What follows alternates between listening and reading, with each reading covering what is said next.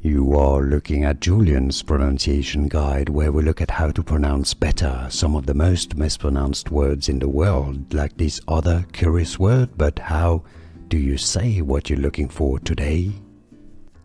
Let's learn once and for all how to pronounce the name of this originally Norwegian cheese. If you want to learn more food names, Norwegian, and cheese names in particular, stay tuned. I've got more videos for you pronounced as in Norwegian pronunciation. Gjetost. Gjetost. Therefore in English it's usually pronounced as Gjetost. Gjetost. Here are more videos on how to pronounce more confusing words and names too many mispronounced. Like this video if you found it useful. I appreciate your support. I'll see you soon and thanks for watching.